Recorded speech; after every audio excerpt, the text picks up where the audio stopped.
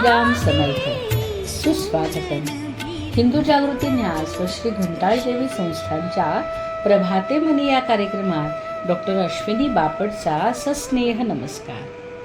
श्री ब्रह्मचैतन्य महाराज गोंदवलेकर प्रवचने. 5 सप्टेंबर. नाम म्हणजे जादूचा दिवाच. एकदा एक बाई सोळे नेसून स्वयंपाक करीत होती.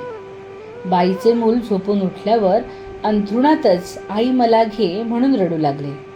आई म्हणाली, बाळा, मी तुला घ्यायला आतुर झाले आहे रे, पण तू कपडे तेवढे काढून घे.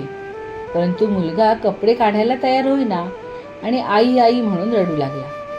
तेव्हा शेजारच्या बाईने येऊन मुलाचे कपडे काढले आणि मग आईने मुलाला पोटाशी घेतले. आपलेही त्या लहान मुलासारखेच झाले आहे. वासना, विकार, अहंभाव इत्यादीचे कपडे न काढताच आपण परमेश्वराला भेटायची इच्छा करतो. मग त्याचीनी आपली भेट कशी होणार? परमेश्वर मातेप्रमाणेच अत्यंत प्रेमळ आणि मनमिळाऊ आहे. त्याला आपल्याला भेटायची अतिशय इच्छा आहे. परंतु जोपर्यंत आपण आपल्या अंगावरची अपवित्र आवरणे काढून टाकीत नाही, तोपर्यंत परमेश्वर आपल्याला जवळ घेत नाही. संत आपल्याला परमेश्वराकडे जायचा रस्ता सांगतात. त्या मार्गाने गेलो तर आपल्याला खचितच भगवंताची प्राप्ती होईल. आपण पुराणात वाचलेच असेल की श्रीकृष्णाकडे दुर्योधन आणि अर्जुन गेले असताना श्रीकृष्ण परमात्म्याने सांगितले की ज्याला मी हवा असेल त्यांनी माझे सैन्य आणि इतर गोष्टी मिळणार नाही. हे ऐकून दुर्योधनाने त्याचे सर्व सैन्य मागून घेतले. अर्जुनाला खरा आनंद झाला की आपल्याला हवी असलेली गोष्ट मिळते आहे, कारण तो हे जाणून होता की एका परमेश्वरा वाचून बाकी सर्व व्यर्थ आहे. प्राणा वाचून हजारो शरीरांचा काय उपयोग?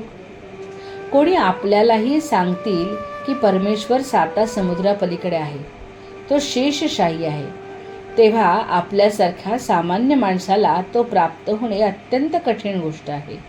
परंतु संतांनी आपल्यावर फार मोठे उपकार करून ठेवले आहेत. त्यांनी नामरूपी जादूचा दिवाच आपल्या हाती दिला आहे. त्यात सत्संगतीचे तेल घातले म्हणजे झाले. हा दिवा विझू नये म्हणून फार काळजी घ्यावी लागते. मी त्रिवार सत्य सांगतो की नीतीने वागून जो नामात राहील त्याला नामाचे प्रेम लागल्याशिवाय राहणार नाही. नीती हा सर्वाचा पाया आहे. त्या पायाशिवाय इमारत टिकू शकणार नाही. 3 गोष्टींना अत्यंत जपा. परस्त्री माते समान माना, परधन आणि परनिंदा विष्ठेसारखे माना, आणि कशाही परिस्थितीत नामस्मरणाला सोडू नका. तुम्हाला भगवंताचे प्रेम खात्रीने लाभेल. बोधवचन. मुखात नाम ठेवावे आणि सदा चरणाने वागून प्रपंच करावा. मंडळी, रामरायाचे आणि श्री घंटाळी देवीचे आशीर्वाद आपल्या कुटुंबावर अक्षय राहो.